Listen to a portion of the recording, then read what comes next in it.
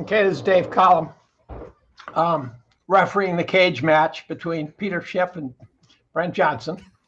I used to referee Taekwondo tournaments when I was younger. Let's hope I don't need to tap those skills tonight.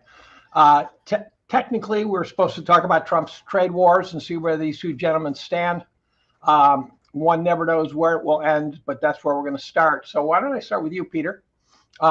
What do you think of Trump's trade policy, tariffs? Where's it going? And also a sense of time scales. You know, will it take a while for things to show up? Things like that. Go for it. Well, first of all, I think the entire concept is misguided because what Trump is focusing on is the symptom of the problem and not the underlying problem itself. Yes, we have large trade deficits. That's been a problem or the consequence of a problem for 40 years. But what's driving those trade deficits is not foreign tariffs. Those are pretty low by and large. It's the fact that the United States economy is just uncompetitive in many manufactured goods. And in fact, even industries we used to dominate no longer exist in this country. And so the reason that Americans buy stuff from abroad is because it's a much better deal. It's much less expensive than what they would get here. And so it's just American citizens that are choosing to spend their dollars where they buy the most. They get higher quality and lower price by shopping in Asia or shopping in Europe or South America than shopping in the U.S. Even with the added cost of shipping the stuff over here, it's still cheaper. And so just by putting tariffs in place and increasing the cost that Americans pay to import, that's not going to just, revitalize and bring back industries that died decades ago. And nobody is going to make the investments to recreate industries that don't exist based on tariffs that might be gone, with the next administration. You're talking about significant capital expenditures to build plants and reconstitute supply chains. There's a lot involved in the manufacturing process, other than just the plant. And then you got to train workers. Who is going to make that investment when it's only supposedly going to be worthwhile if there's huge tariffs to protect that business? But that business will be uncompetitive outside the United States. So its only market will be in the United States. So it's going to be very difficult. But in the meantime, what the tariffs are doing is making what's left of our manufacturing even less competitive, because a lot of U.S. manufacturers rely on imported components and they assemble them here. But now those components are a lot more expensive. And so now they are at an even bigger disadvantage than non-U.S. companies that can buy those components tariff-free. Look, we're paying 50% tariffs now on steel. I mean, so we have to compete with companies that don't have those tariffs. So it's backfiring. Sure, you're going to get revenue when you have tariffs, if you make the tariffs too high, you won't get much revenue because people will stop buying the tariff goods because they're so expensive. But you also have to understand that when Trump says foreign governments or foreign producers pay our tariffs, that's just not true. Tariffs are a consumption tax. They're levied on importers, and either the importer eats the tax or more likely passes on as much as he can to the customers, just like he passes on wages and rents and interest or material costs. Tariffs are just another cost that are ultimately borne by the consumer. So all the money that Trump is boasting about collecting is all coming from Americans. It's not coming from foreigners. And by the way, I agree with the appellate court that it's completely unconstitutional, because to the extent that we're going to have tariffs in this country, they have to be passed first by Congress, and they have to originate in the House because it is a revenue bill. All tariffs raise revenue, and as such, they have to originate in the House of Representatives. And the reason the framers did that was because they wanted the people raising the taxes to have to face voters every 2 years and explain why they raised their taxes. Because originally, the senators were appointed to 6-year terms by the state legislatures. So they weren't responsive to the people at all. So the founding fathers wanted to make sure that any vote to raise taxes, anybody who cast that vote would be immediately accountable to the taxpayers. But you can't have the president just authorizing tax increases on his own. So the whole thing is unconstitutional, and it's going to backfire. And so I'm against the whole thing. And we're going to lose the trade war because we don't have the weapons to fight it. Brent, what do you think? Well, so the funny thing of us debating here is philosophically, I agree with a lot of the things that Peter just said. I'm a free market guy. I think Peter's a free market guy. And in a perfect world, we'd let the market decide, what is going to happen. And I think the market can decide better than, bureaucrats in DC and Beijing and London, et cetera, et cetera.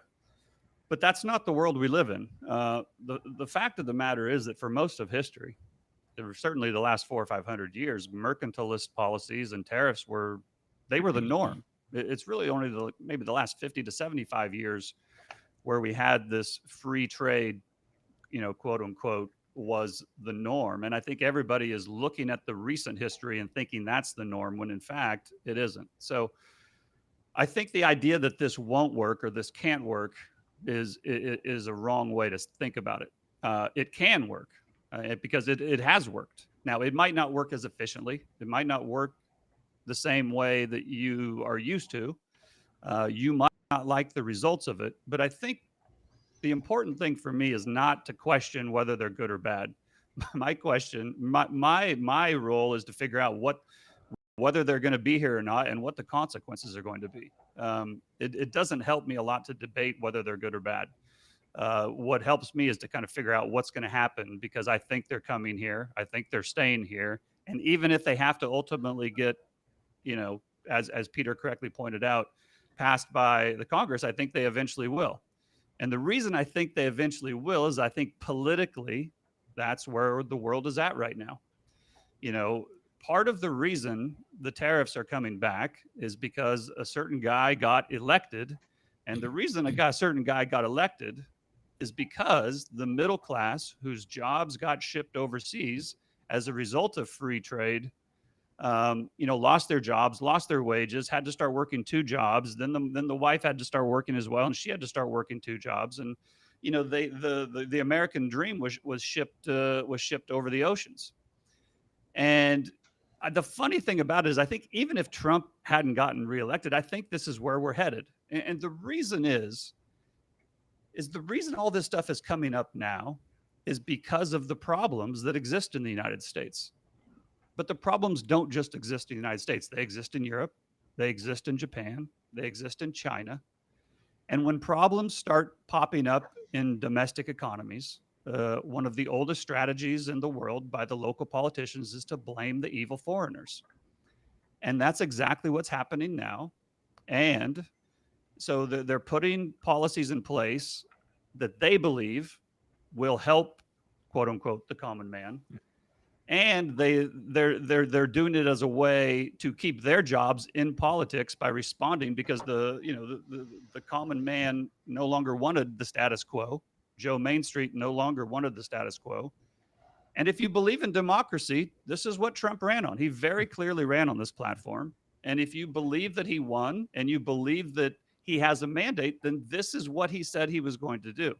Now, I don't personally like it. I don't necessarily like the way he's going about it, but this is the political reality. And I think it will work better than people who automatically say it won't work. Now, it won't work perfectly. There will certainly be some blowback. Prices will probably be higher than they were before, at least initially. But I do think countries will move factories here. I think they will move production here. And I'm not convinced they will pass on all of the costs to the consumer. And if they try to pass on all the costs to the consumer, then the production that does take place in the United States will have a better chance at being competitive. And as a result, those wages may stay stronger. So I don't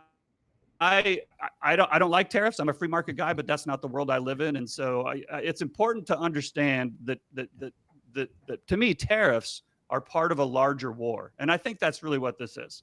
We're in the early stages of a larger war. Economics is just one stool of it. And tariffs are about sovereignty and about supply chains and about national security. They're not really about revenue, in my opinion. So Peter, I thought your account was good. The assumption that we pay the tax seems to bypass the idea that there's potentially three taxpayers: the exporter, the importer, and the consumer. And to the extent you can pass the tax from the consumer all the way over to the exporter, one in theory says the tax is paid by narrowing profit margins of our competitors. What's wrong with that theory?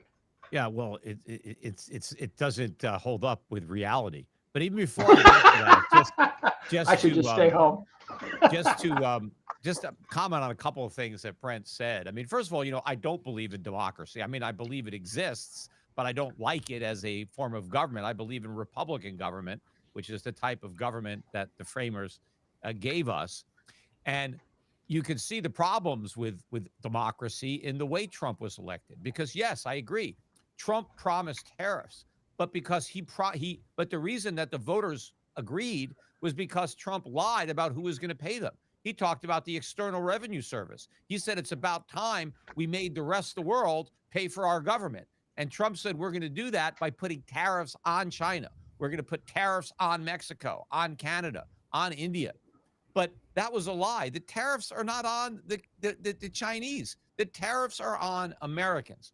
And when you talk about, well, we're going to get jobs from the tariffs will destroy more jobs than they create. So on balance, it is a bad deal. If your goal is good paying jobs, you're going to lose more than you create. But everybody is going to have to pay the tariffs. And the tariffs as a tax, as a consumption tax, fall more heavily on the middle class and the poor than on the rich. That's why we got rid of the tariffs 100 years ago. I mean, yes, this nation ran predominantly on tariffs, plus taxes on liquor and tobacco and firearms, stuff like that. Excise taxes. Until the 16th Amendment in 1916, we ran the government on these taxes. But we had a tiny government. The federal government spent like 2%, 3% of the GDP. So if you have a tiny government, sure, you can support it with tariffs.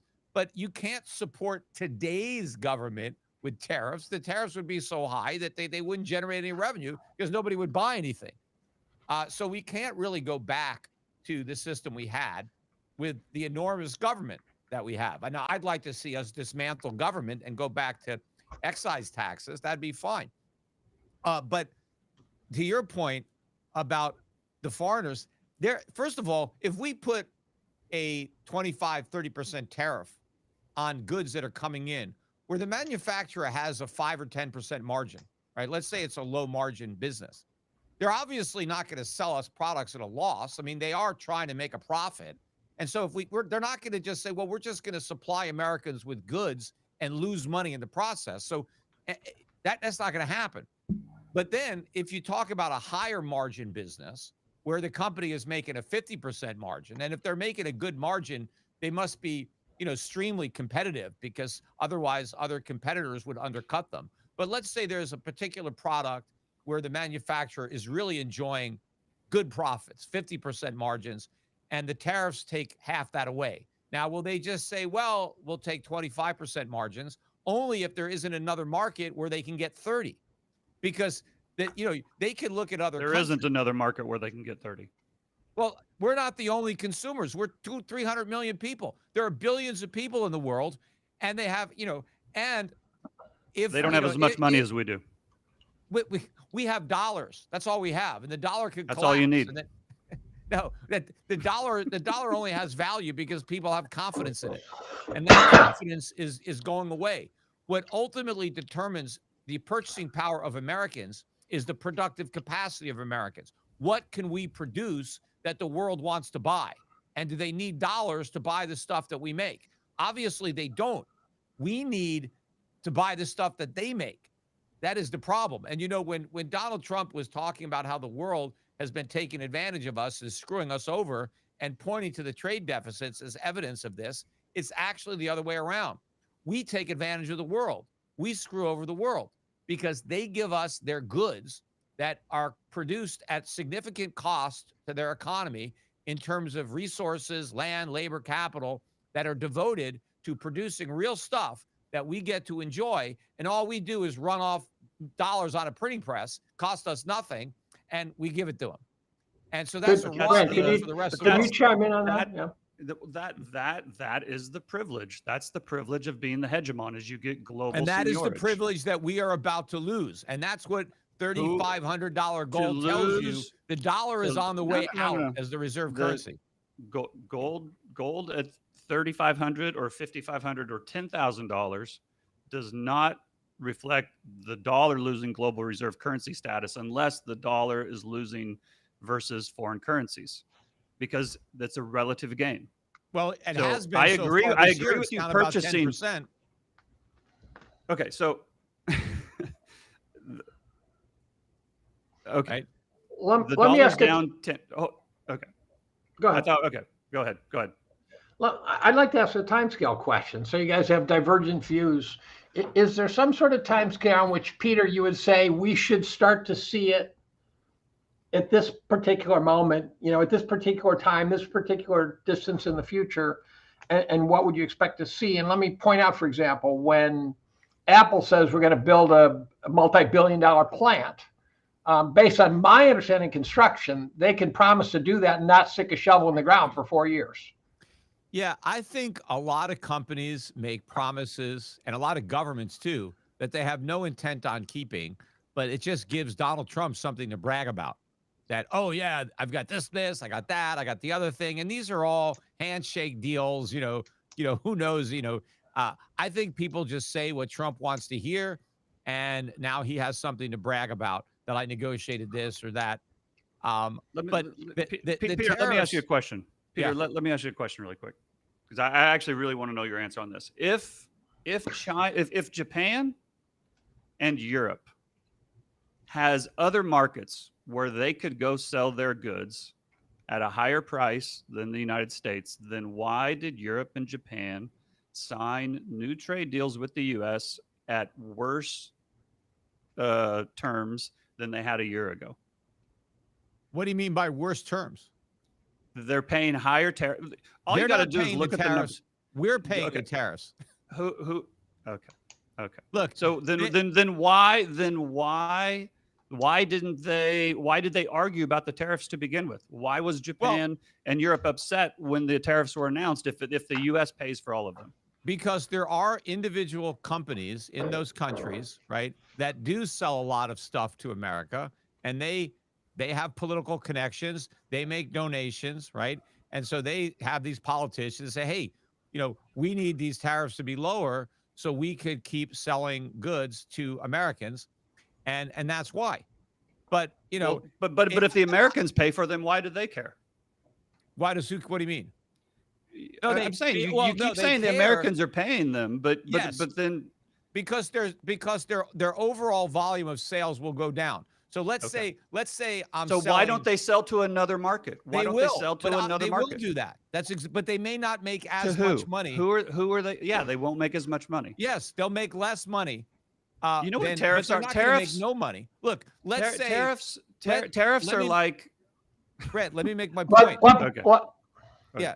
So let's say I'm a company in Japan and I'm selling, widgets in the United States, and Trump puts a tariff on. And because the price goes up, 20% of the people who used to buy my widgets stop buying them because they can't afford the higher prices. But the other 80%, they keep buying, right? So now my US sales drop by 20%. Okay, but I still make the widgets. So now I'm going to sell them to the next highest bidder. Whoever was going to pay me the next amount, that was probably less than the American would pay, but no, not maybe more now. And so the goods are going to get sold. And ultimately, if there's no buyers, then they'll reduce production and they'll free up those resources to do something else. But we're the ones that pay the tariffs, not these other countries. The fact that like India went to the United States and said, hey, we're going to lower our tariffs to 0. That was a great deal for the Indians. They benefit.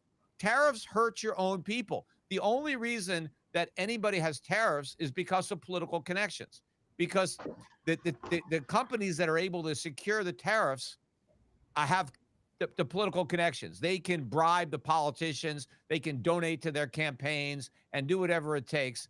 And politicians love to brag about what they can see. So if Brent, jump in here now.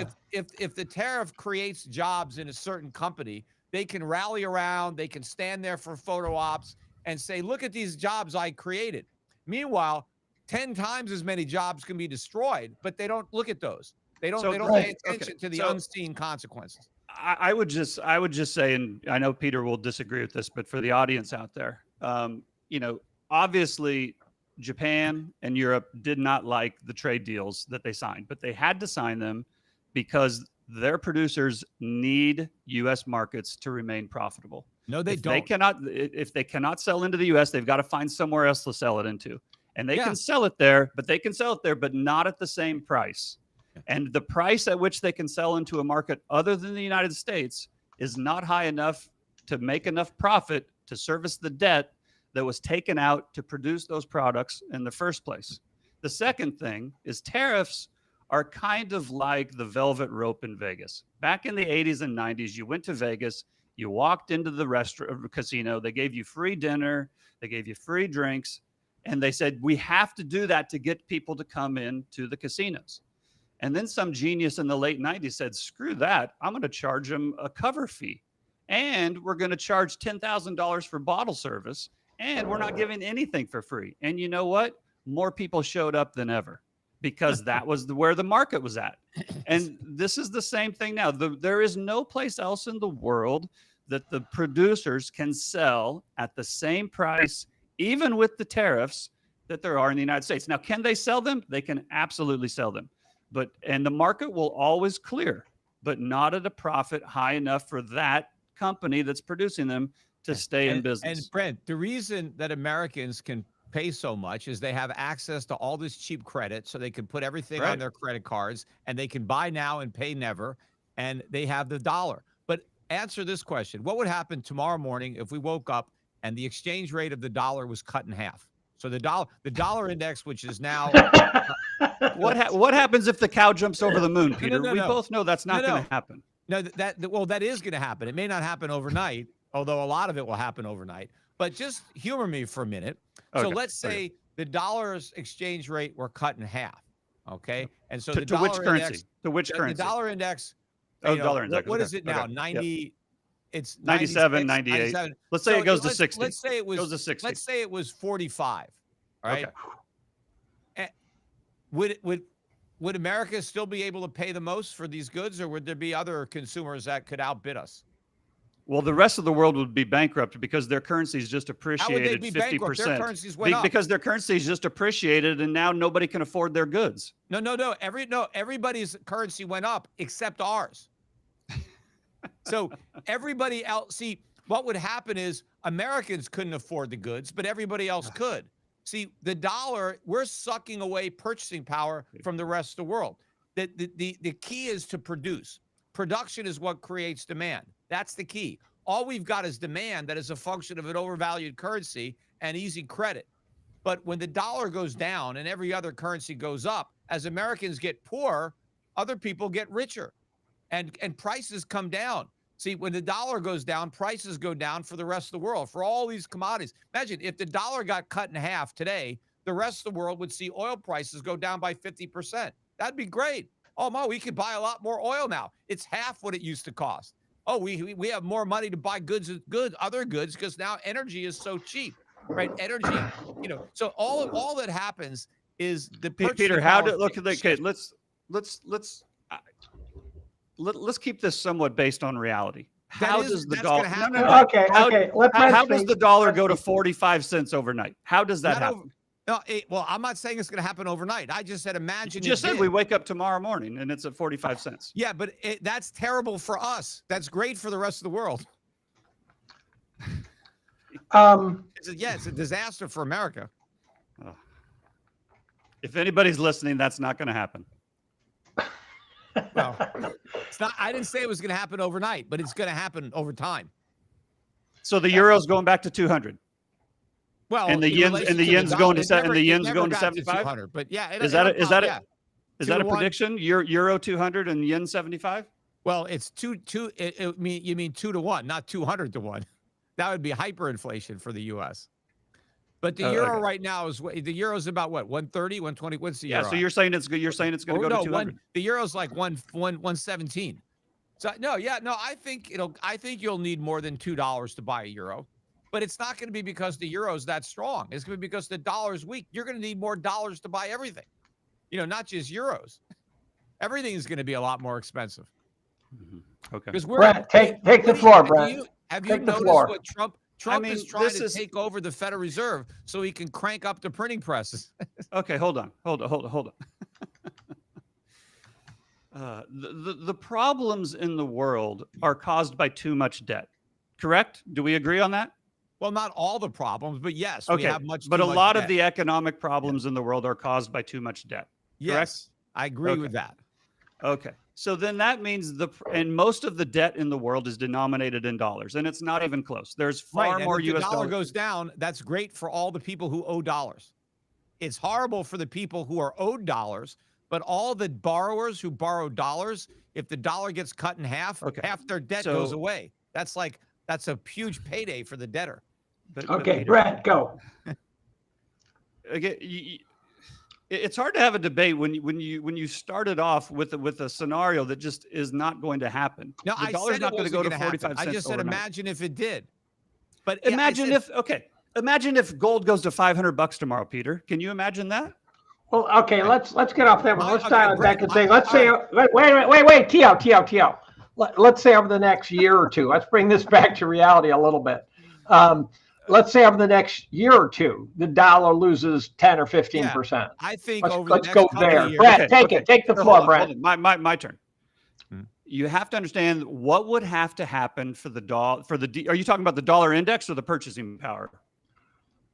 Oh no, it's because that's two very different things. I hate the index because I hate benchmarking to a moving target. If the dollar as a currency relative to all its fiat peers falls, let's say 10 to 20% over the next year or two, the conditions that would have to happen for that to happen is that the amount of US dollar credit that was extended would have to be enormous. And when US dollar credit is extended, that provides short-term liquidity, and that's what provides the move down to 90 or 80 or 75. But that dollar credit that is extended, that provides short-term liquidity, and that's what provides the move down to 90 or 80 or 75. But that dollar credit that is extended, the maturity date, and when the maturity, a very good example, COVID is. In 2020, we had this global shock. There was a global margin call on the dollar. The dollar shot up. You have a very good example. COVID is the perfect example. In 2020, we had this global shock. There was a global margin call on the dollar. The dollar shot up. $6 to 70, and maturities started to hit, and the dollar went from 88 to 113 in a year because of the demand that was created by the extension of U.S. dollar credit. Well, I think it was also de-dollarization. Just to be clear, de-dollarization was happening in 2022, not in 2020. In 2022, as the dollar was going back up to 112 or 113 or whatever it went to, that's when you had countries around the world started to go into crisis. We got this close to a currency crisis. It didn't quite happen. But England had to bail out the gilt market. Japan had to bail out the yen market. China's real estate collapse accelerated. And the ECB had to set up a facility to buy Italian debt. All because the dollar was going higher and de-dollarization was happening because people could not meet their, and the ECB had to set up a facility to buy Italian debt.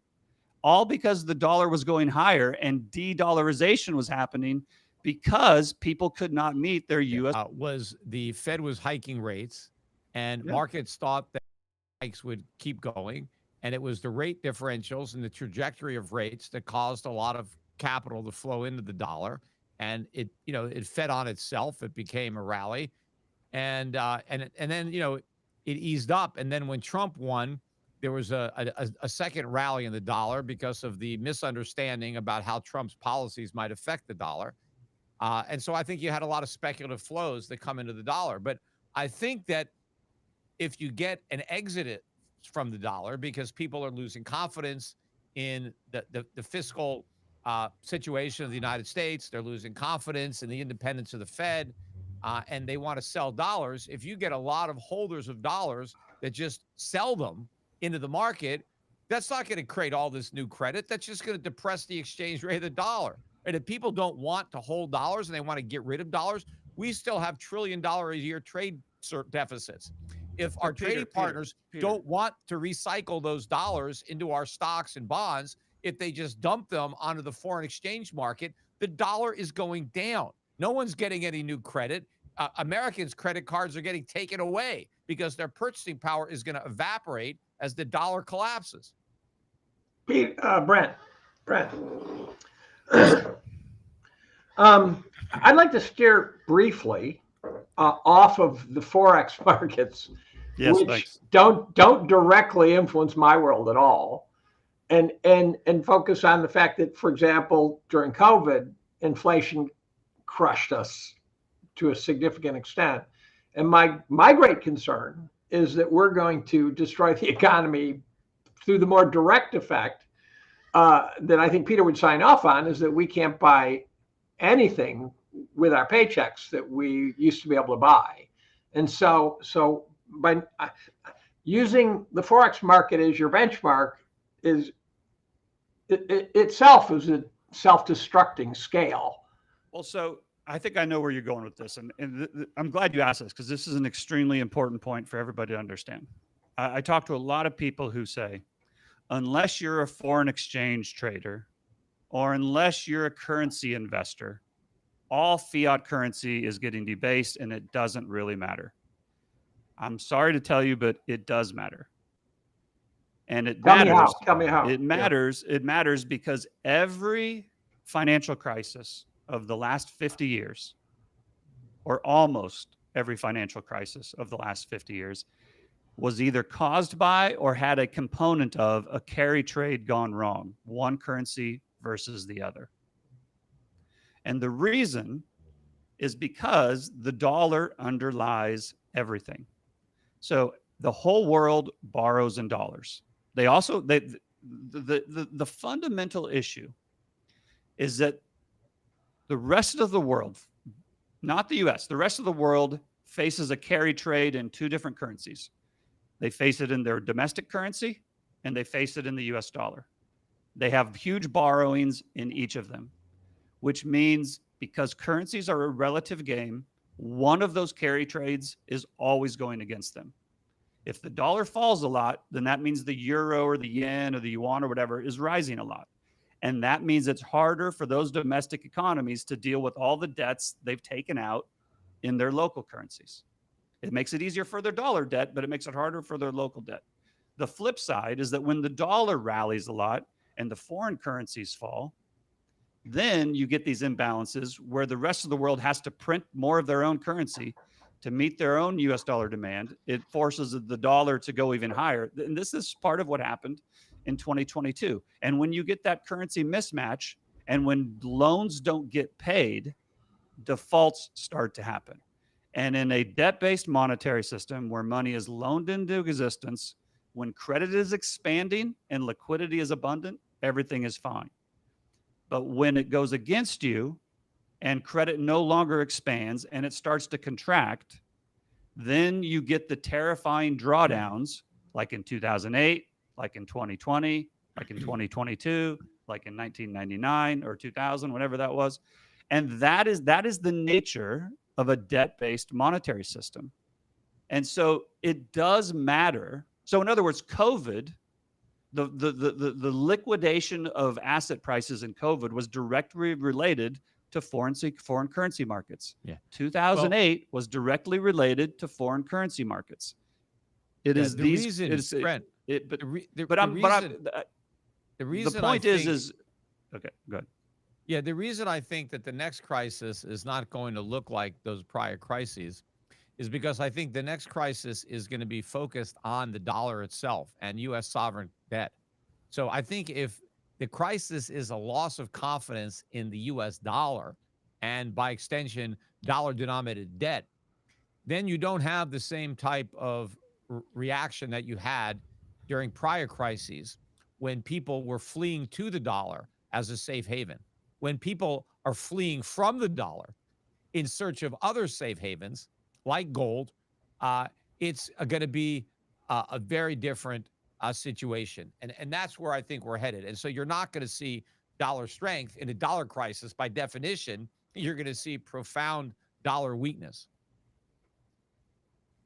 How do companies and countries and individuals around the world sell their dollars if they need them to pay off their US dollar debt? Well, they won't. They have more than they need. They have, the companies are Do you earning know? more Okay, profits.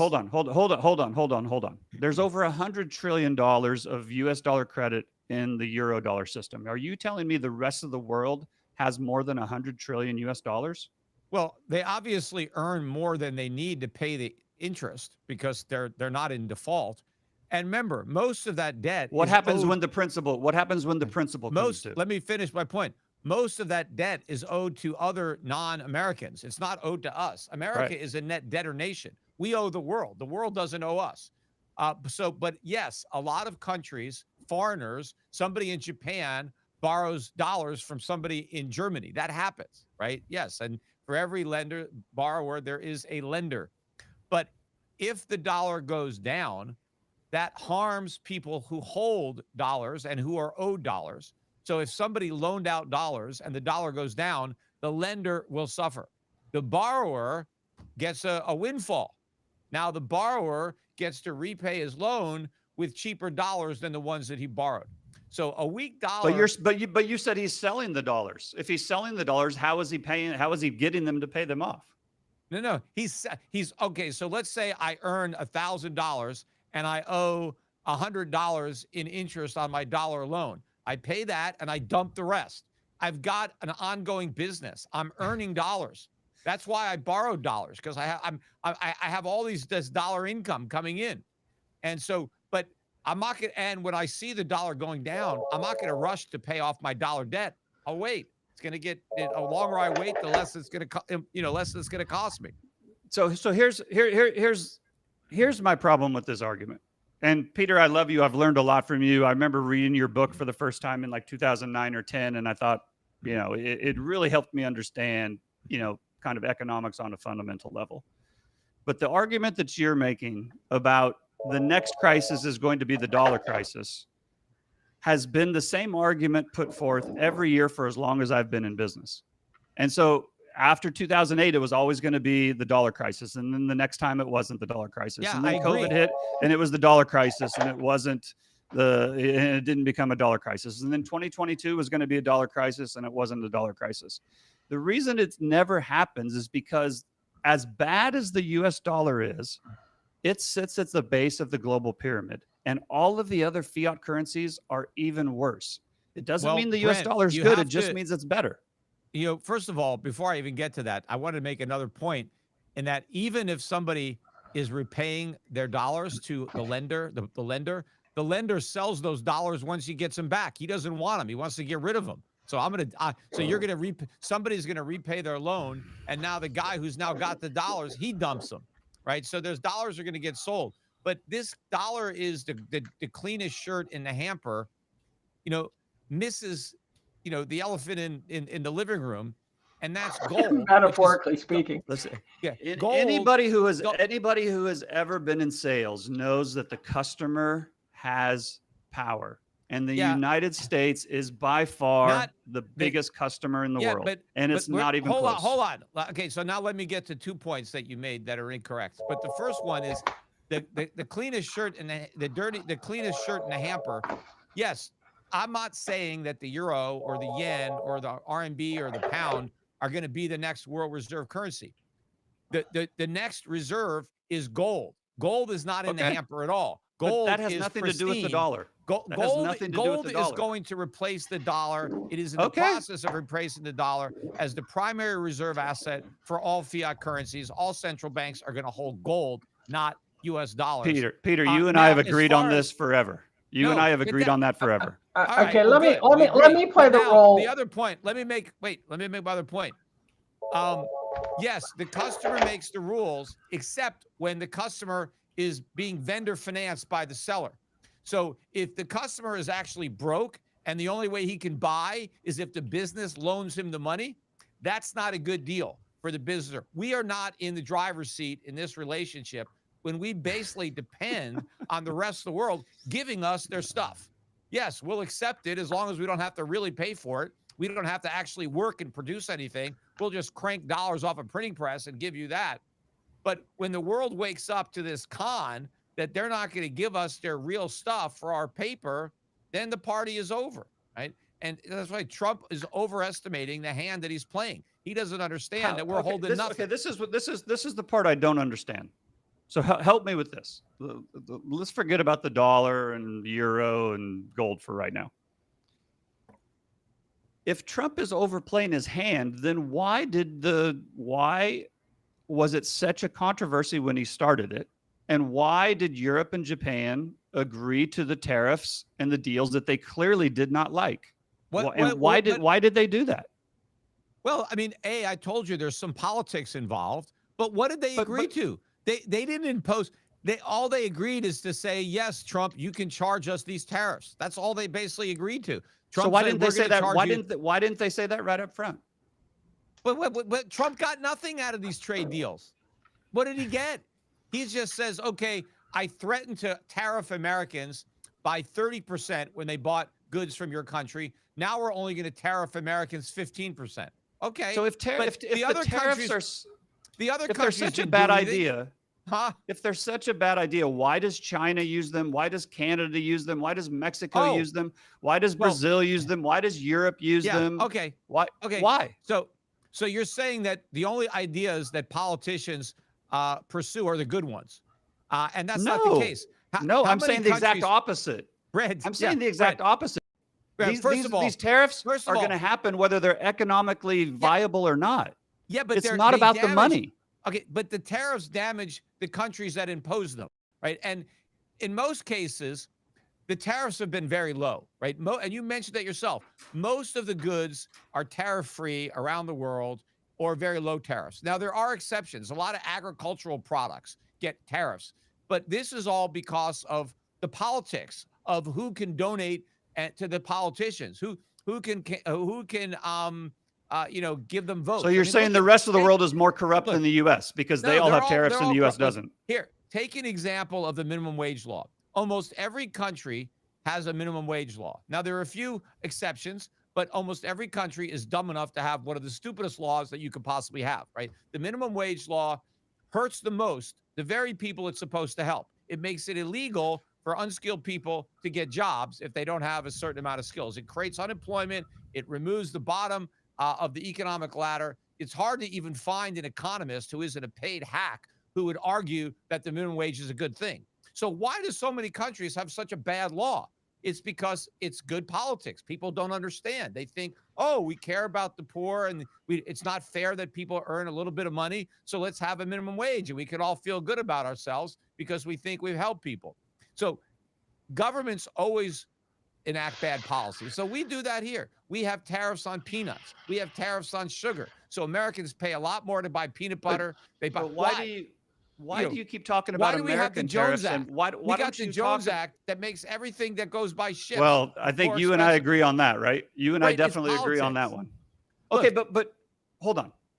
Let me make one last point. I would like to shift this a little bit if we can, because I want to get your thoughts on something. So I guess my question is why do you continue to talk about the United States tariffs, but I haven't heard you talk much about Japan's tariffs or China's tariffs or Europe's tariffs? Yeah, why are you focused on the U.S. tariffs? No, well, because we're talking about Trump's trade war and our tariffs. But no, yes. but the thing is that the United States is exposed to tariffs whether we implement policy or not, because we are exposed to the rest of the world's tariffs.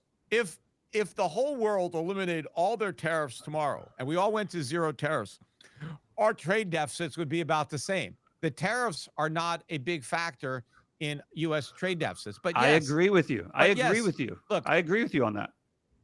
That's not what the argument is. Japan has high tariffs on and quotas on imported rice. Okay, now who suffers? The Japanese. The tariffs in Japan hurt the Japanese, right? So the tariffs in China hurt the Chinese. That's who they hurt the most. So if a country is smart, they don't have any tariffs, right? Now, if they have to pay for government and they don't have an income tax, which would be a good thing, and they have to raise some revenue, a flat, low tariff, could be okay as a way to raise revenue. But you don't want to use tariffs to try to micromanage your industry. You want the free market to determine that. That's another thing I hate about what Donald Trump is doing, is he's trying to manage the economy as if he was the CEO of America and not the president of, the executive branch. Go for it, Brent. Go for it. Jump in, Brent. Force your way in. Force your way in. So in my opinion, I agree with a lot of the things that you're saying, Peter, but that's just not reality in the world and I live in. Governments get involved in markets. Some governments do it more than others. And as I said at the beginning, I think that the tariffs are going to work better than expected, but I don't think they're going to work perfectly. I think a lot of the things that I think a lot of the accomplish though. What work? That's what I'm getting to. Okay. To me, tariffs are not about economics. We've spent the first 30 minutes or 40 minutes talking about the economics of tariffs. I think the economics are almost a sideshow to what's really going on. To me, it's about domestic sovereignty, and it's about domestic security and not being exposed to a potential enemy in a crisis. And you don't want to have to lean on a hostile country, for lack of a better word, however you want to define that, in time of crisis. And I think that's what this is largely about. As I said at the beginning, I think the whole world is in trouble economically. And as a result of being in trouble economically, you're having a lot of domestic political issues and you're having a lot of geopolitical issues, because that's what happens when things get tough. It's just like when you work for a company and revenues are up and everybody's making money, nobody looks at your expense account. But the minute the market turns down, they start analyzing every line and saying, you did this and you did this and you did this. And I think that's what's going on a global basis. And as a result, let me ask you this, Brent. The managers are coming in and saying, we're no longer going to let you go by the free market. We are now going to tell you what to do, and we're going to check it, because we don't want to be exposed the way we were in 2020. Yeah, businesses have been arguing for government protection for decades, centuries maybe, and using those arguments. This is important because of national security. I mentioned the Jones Act. Why do we have the Jones Act in theory? Because they said, well, we need a Navy. We can't, if there's a war, we have to have our own shipbuilding industry. We can't depend on the rest of the world. We need to protect American shipbuilders from foreign shipbuilders in case we have a war. Well, you know what? Our whole industry is gone because of that. It became less competitive because of the tariffs. And so there's really nothing left of it. And all the ships are made internationally. I think right now, a lot of the supplies that our military uses are produced internationally. I agree with you. But isn't that a problem? Wait, from a sovereign perspective, wait, isn't that a problem? the solution to the problem, Brent, is not to put a Band-Aid on the cancer. We have to get to the root cause. We have to kill the cancer, which Dave, I need is your too help. much government. I need lack my of help. savings and capital investment. So we need to dramatically reduce the size of government. We need higher interest rates so that Americans will save, so that we have the resources to make the investments that we need. We have to go from let me ask Peter. Let me finish the point. Hold on. We have to go from a borrow and spend economy to a save and produce economy. That is not going to happen. The only way we're going to recreate these industries and have national sovereignty. Okay. Let me jump in here. Hold on, gents. This is theory versus reality. You guys are rocket surgeons. Joe Sixpack, which is me, representing the golden retrievers as well. What keeps me up at night is that everything seems to be floating on air in our system. So we've got an equity market that's elevated to ridiculous valuations, which I put at 200%. We've got private equity firms that are just loaded with garbage, and they're now trying to find a way to get rid of it. We've got commercial real estate that's not being priced correctly. We've probably got residential real estate that's about to tank. How does this now, Brett, I'm going to you first. How does this fit into your future thinking, using whatever language you want? But this is what keeps me up at night. Well, so I've kind of gone on record in the last few weeks saying I expect, or actually, over the last month, I expect a significant correction in asset values, and I think it'll probably happen by the end of September, if not early October. So we'll see if I end up being right or whether What's significant? What's significant? Give me a round number. At least 10%, maybe as much as 20. So shoot down my argument that I've been making for a long time, based on things like Case-Shiller PEs, that the asset markets are as much as 200% over historical average valuation. Is that not true? I think that is. I don't have that number right in front of me, but that sounds right. What I would say is, I think largely right now valuations don't matter. I do think we're going to have. When will they? I've said by the end of the third quarter, so in the next month. No. Will the valuations matter? No. Yes. Because when they matter, then the correction's a killer. I'm not smart enough to answer that question. Maybe 4 or 5 years down the road. I don't know. But to do what everybody, I think there's a lot of people out there that think that the Fed is now just going to start cutting, and then they're going to go to QE, and the market's just going to keep going higher and higher and higher. I think to get the cover to do that, they need some pain. I don't think they can do that right now with things the way they already are. I think the way that Trump and Bessent get more control over the Fed rather than less is by some kind of a crisis that they blame on the Fed, and then they go back to even easier monetary policy than maybe they had last time. And that is what then gives the fuel to go much higher. But right now, everything's already at its high. It's hard to make, listen, it's not impossible. I'm not saying it's impossible for the market to keep going higher. Maybe that will happen. But I think typically what you need some kind of a catalyst that allows the government or the Fed or the monetary authorities, whether it's in the United States or Europe or China or wherever it is, to go in and do what they need to do. It's really hard to do it now when inflation hasn't totally gone away yet. And, with asset prices all at their highs. I think that's why Powell is pushing back a little bit. But this is the thing I expect Powell to lose. I think Trump and Bessent are going to get control. Do you fear? Well, first of all, I think the national security of not producing the things we need is critical. I absolutely agree with that. Do you think? First of all, do you think Trump's thinking that, or is he on another plane? No, listen. You think he's thinking about that?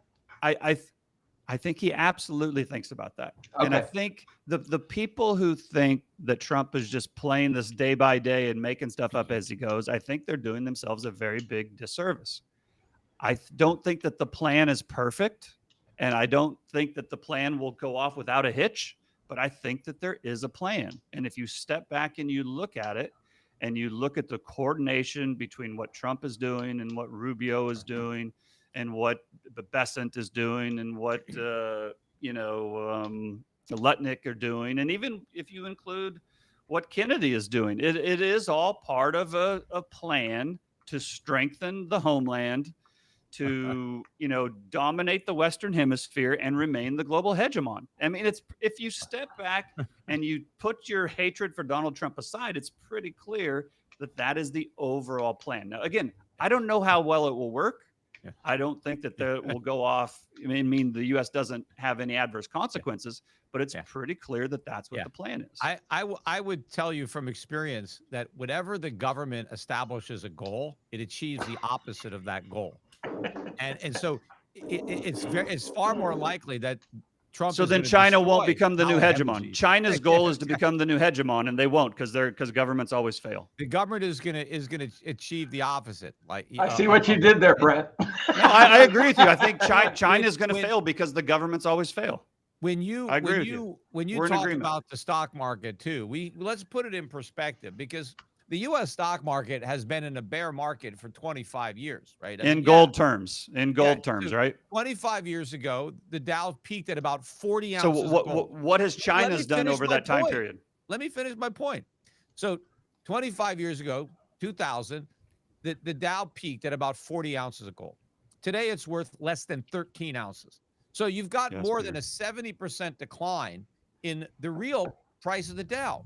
So why is the nominal price up? Why is the nominal price up fourfold, but the real price down almost 70%? That's because, you know why? Debased the value of the dollar.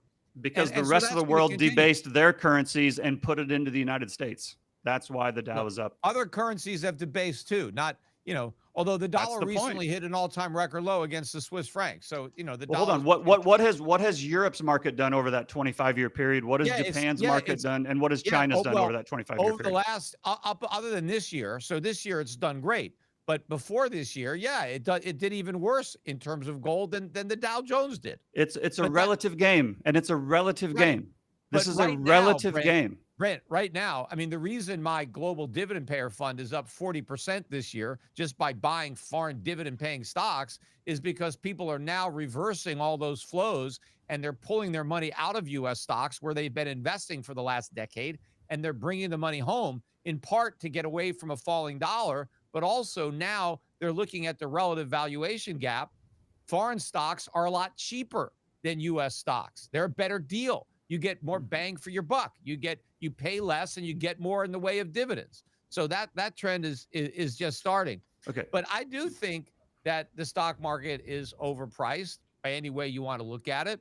And the only reason it wouldn't go up in nominal terms is if we create sufficient inflation to prevent that from happening. And that's exactly what Donald Trump wants to do. He wants to, make inflation great again. He's going to, that's the whole purpose of trying to take over the Fed, is to inject the economy with more inflation. And so that may keep the stock market rising in nominal terms, but it's going to keep on falling in real terms. Gold, priced in gold, the market's going to keep heading lower. In fact, I think it's going to head lower faster because gold is just broken out. And it reminds me of the 2002, 2003, when gold finally got above 400, and then it had to move up to 1900. I think we're going to see something similar happen now. And I think the breakout was really 2000. And so we've already gone from 2000 to 3550, but I think we still have a long way to go to even have symmetry with what happened during that 10-year period from 2001 to 2011. So I agree with you on gold. So tell me, how does that hurt the United States in relation to other countries? Well, because I think that the gold is the primary competitor to the dollar for reserve status. And now that the gold is increasing in price and central banks are buying it, the share of global reserves that are in gold is as high as it's been in memory. And I think the central banks that have been buying gold are going to buy more. The central banks that haven't been buying it are going to buy it because they're losing out to the ones that have. And how many euros? To the extent that foreign central banks are buying gold. They're not buying dollars. They're not buying our treasuries. Correct. They're not loaning us money. And so America is going to be disproportionately hurt by a renewed preference for gold over dollars and treasuries and mortgage-backed securities. We have been living off of that. We've been borrowing Peter, off the rest of the world. You're not answering my question. You're not answering my question. In a minute, we consume what we don't produce, and we borrow what we don't save because of that preference for dollars. And let him in, Peter. Let him in, Peter. Dollars, that's the end of it. Let him in. Has the percentage of euros as overall, central bank assets risen or fallen over that same time period you just? It's risen a bit. The euro is a larger percentage of reserves than it was 10 years ago. And what about yen? I'm not really sure about the yen. I don't know if it may be about the same. I don't know what happened with the yen. The point is when gold goes up, gold has gone up a lot. No, of course. And listen, we're in agreement on gold. Forget gold for a second. Let's talk about something other than gold for just 1 minute. Gold relates to the dollar because gold is the primary alternative. Does gold relate to the euro and the yen and the yuan? It does, but to a lesser degree because we're the reserve currency, not the euro. We've got the most to lose from a shift to gold. So you think that China is buying gold because they're worried about the dollar and not because they're worried about the yuan? No. Do I have this right? Well, they're worried about both in that they want their yuan to be backed by gold instead of dollars. Because if you back your currency with dollars, you've backed it with nothing. So China is replacing dollars with gold because that's a stronger backing for its own currency for many reasons. And they don't have the political risk of having the U.S. apply sanctions against them or find some way to yank the dollars away from them. Would it be possible for us to talk about something other than gold for a second? Yeah. Okay. Let's just talk about. We haven't only talked about gold. Silver. Let's just talk about currencies. If gold is going up in U.S. dollar terms, it's also going up in all the other foreign currency terms, and it's gone up a lot more in foreign currency. But it happens to it is now, but it doesn't. Year to date, it has gone up against the dollar more than other currencies. Right, but over the last 10 or 20 years, that's not the case. And so I'm asking you, how does I know what you're saying about the dollar losing status versus gold. I completely get it, but it's not losing status versus any other currency. It will. And that still favors the U.S. on a okay. Let's pretend that you're hold on. Let me ask you a question. Let's pretend that the dollar was going to fall. And as a result, that was going to make the United States lose its role in the world. Would you expect the United States government and the United States military to sit back and let that happen?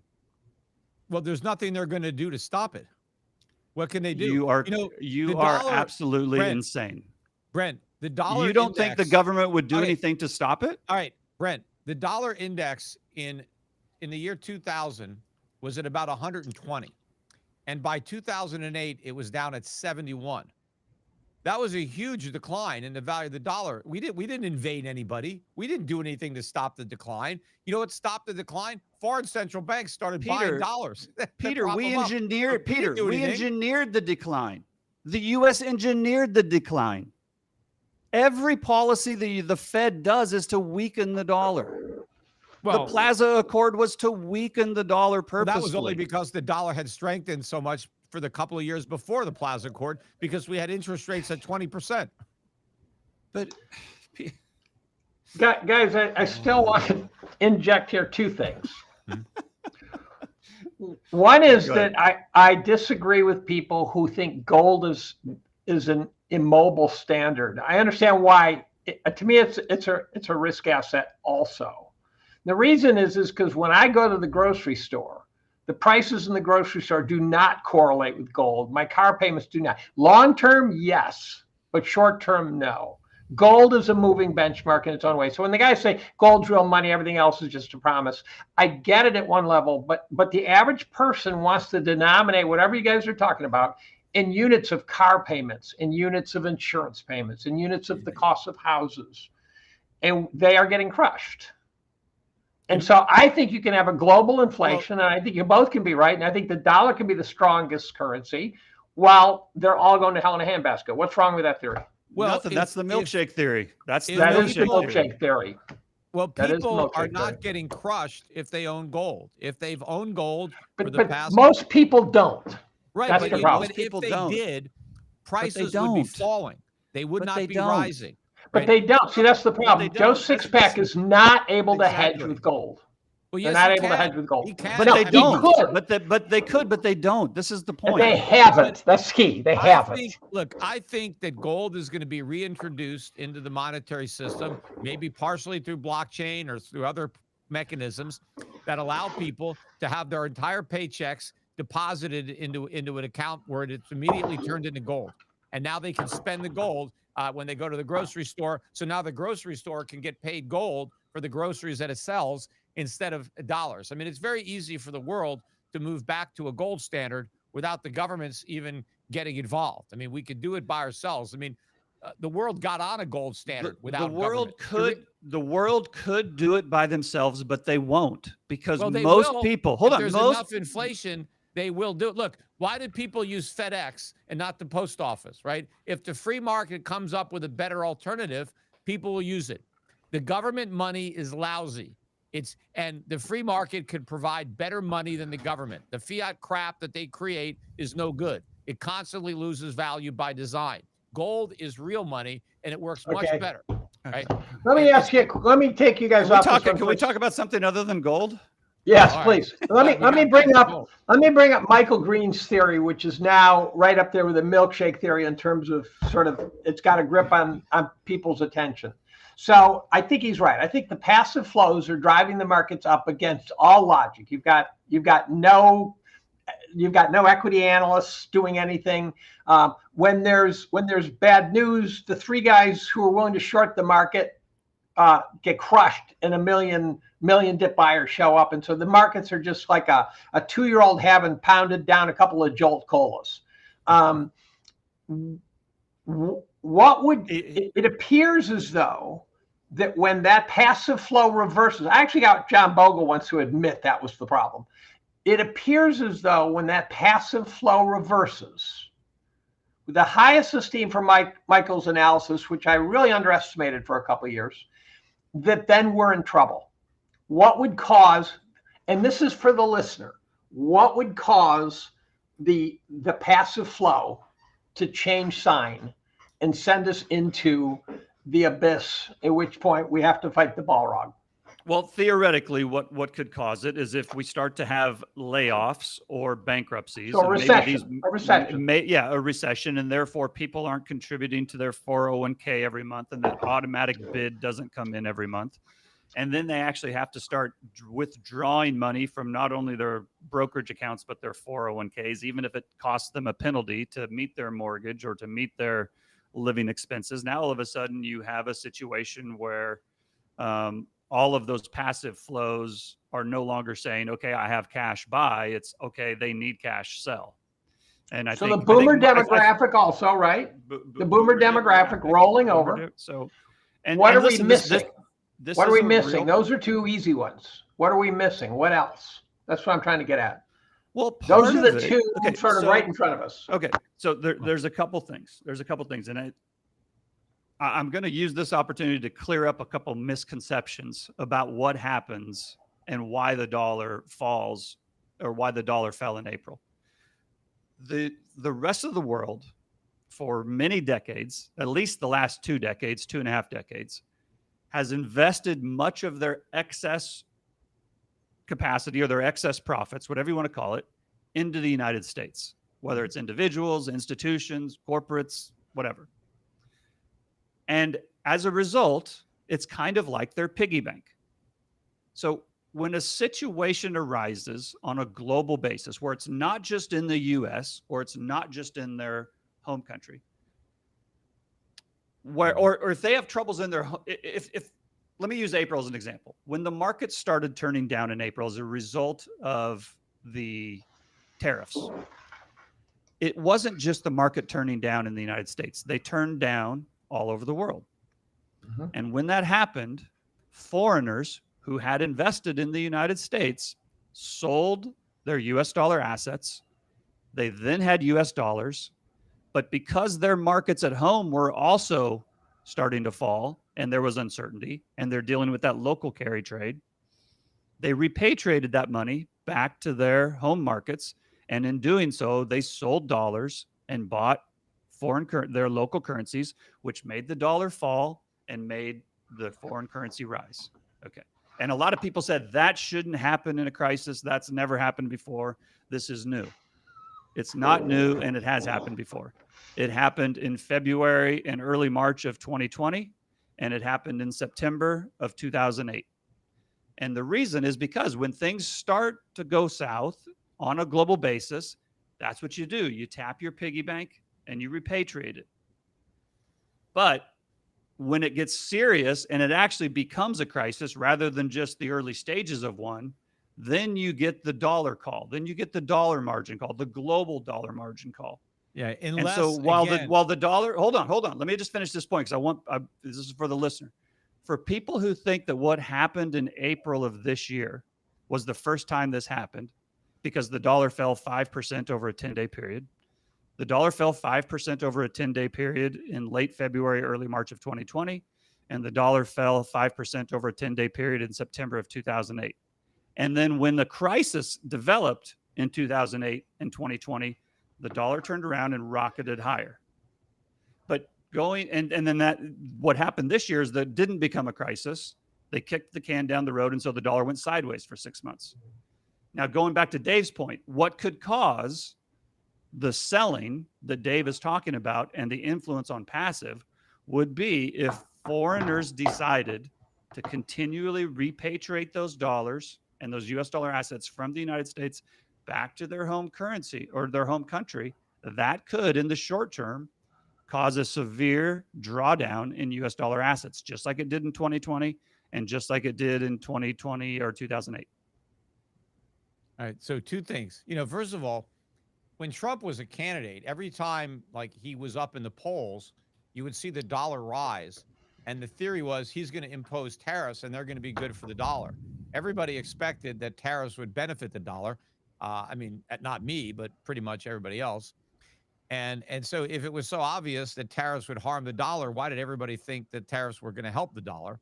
I think it's because there's a fundamental misunderstanding out there of the dollar and its actual position. And I think it's interesting that even though we called off the worst of the tariffs and the stock market went up and made new highs, the dollar didn't recover. The dollar is near the Liberation Day sell-off lows. And the 30-year Treasury is barely off the lows. So the world did not buy back the Treasuries. They did not buy back the dollars. But I think what the catalyst is going to be for the next major leg down in the dollar is No, we're talking about be, stocks. We're talking about stocks. No. Well, he's talked about a catalyst to get out of the dollar. No, it's about no. an asset, a big ugly stock ugly market. asset correction. I already think from what I've been able to observe that the rotation out of U.S. stocks into global stocks has already started. That's why foreign markets, are 3 or 4x the U.S. market this year. So I think you're just starting to see the capital redeployed. And I think most of it right now is foreigners pulling their money back out of the United States and taking it home. But I think the story in 2026 is going to be Americans taking their money and sending it abroad, because now Americans are going to see that the returns abroad are much better, or they have been recently, than the returns at home. And so now a lot of Americans that have had no allocation at all to international markets are going to be allocating some of their money to global markets. And so to do that, they have to sell what they own in the U.S. to free up the cash to buy what they don't own in other countries. And I think that's going to be going on for years to come. Well, an example of that now, in my opinion, is the DAX, for example. So I don't think the German economy is in particularly good shape. So it doesn't look like a great place to create wealth right now.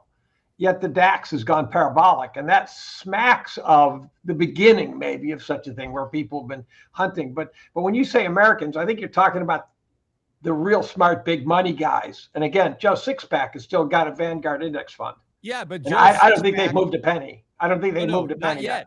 But Right. let's say next year or the following year, when Joe Sixpack looks at his S&P index funds, and then he also sees how well the Vanguard International Fund is doing, and it's doing much better. And he sees, hey, I was up 6% last year, but this fund was up 30 or 40%.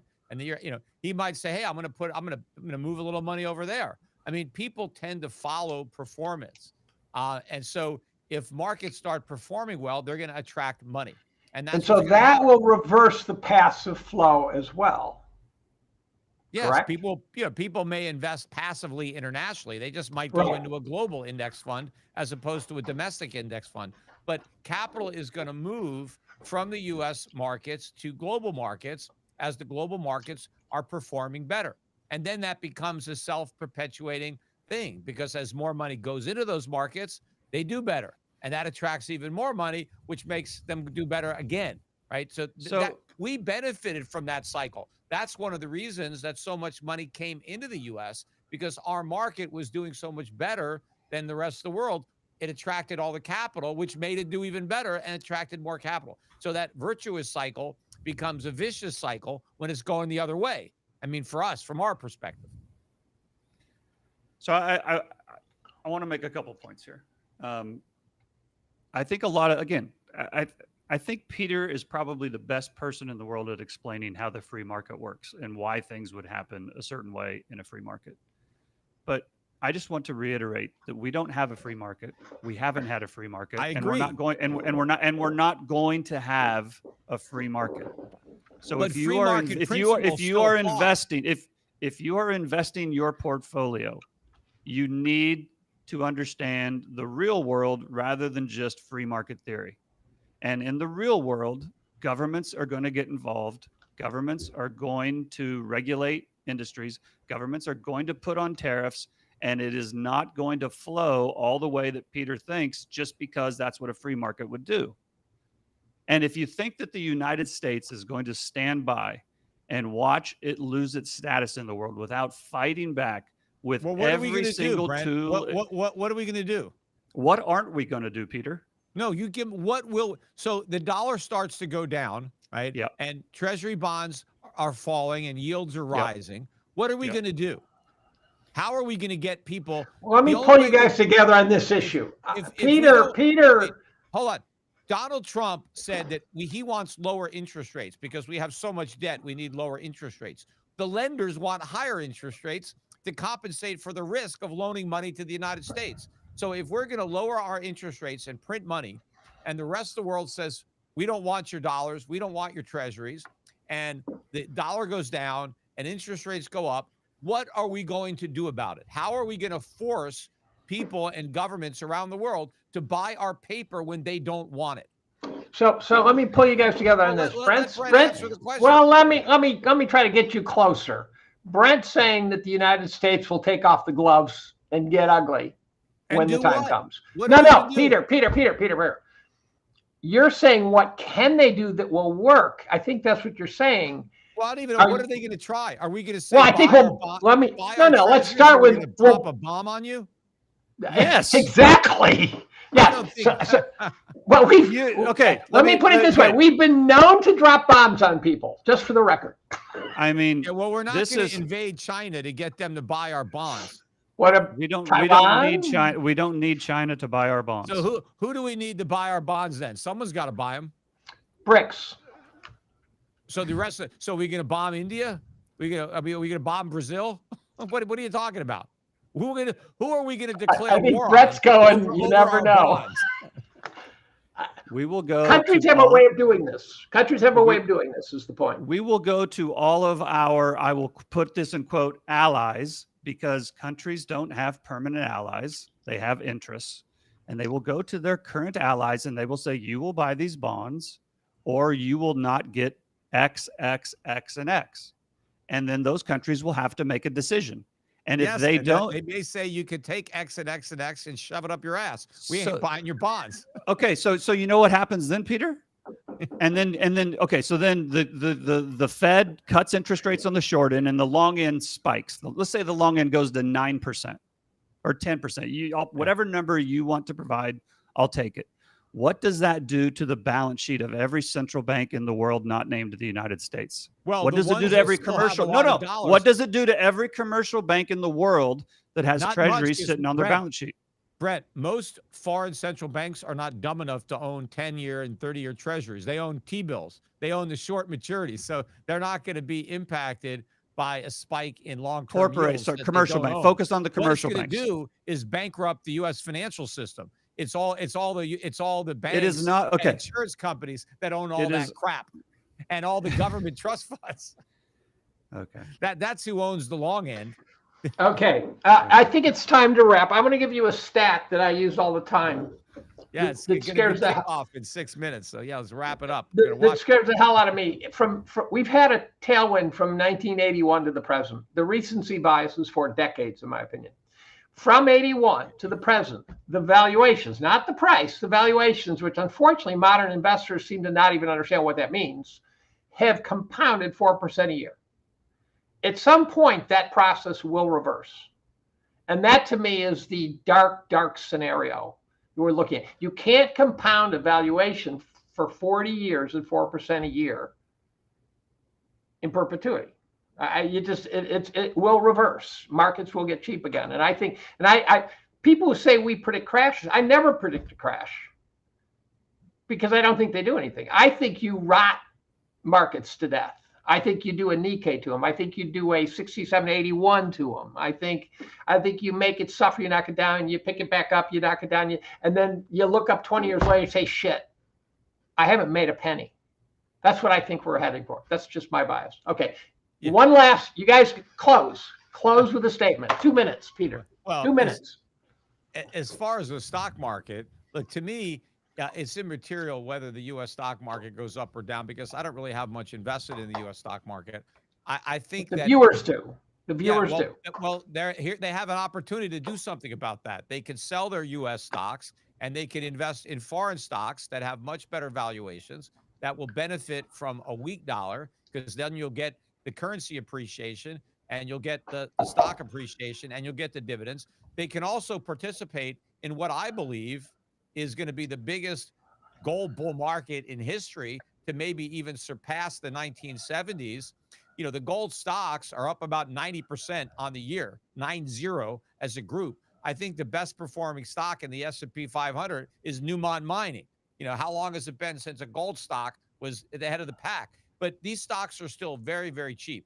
So if you want to make money in the stock market, buy gold stocks. I think a lot of these stocks can 5 or 10x easy, even the big ones from here over a not too long period of time. So there is a lot of opportunity to make money in the stock market, just not in the U.S. stock market. I mean, maybe if you get lucky and hit the right stock, but if you're going to have a diversified portfolio, you're much better off diversifying overseas and heavily weighting resource investments, particularly the precious metals. You know, I put out a special report back in April of this year, the best way to buy gold, and it was to buy the gold stocks. Even though I'm in the business of selling gold at Schiff Gold, I was telling people these gold stocks are so cheap, you might as well buy the gold while it's still in the ground because they're basically giving it away.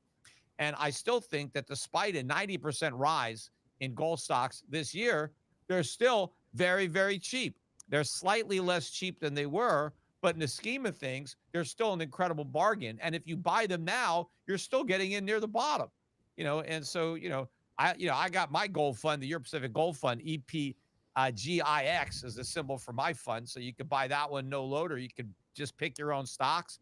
But I think it's a great way to go. And then you don't have to worry about whether the U.S. market, which is overpriced, goes up or down. And I think the only reason it may go up is because of inflation.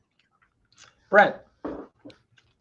Yeah, so I actually really love listening to Peter talk about free market economics because I like free market economics and I think he's really good at explaining them. I don't think they exist in the real world. So I think if you're out there and you're managing your portfolio, you need to think about the real world. And I think you're going to be better off if you go watch a season of Game of Thrones than if you're reading some financial textbook, because that's what we're in. We're in a Game of Thrones. And, governments are going to do things because they want things to happen in a certain way. not because they want the free market to determine for them. And if you step back and you look at what Trump and his administration is trying to achieve, it becomes fairly obvious. Now, that doesn't guarantee success.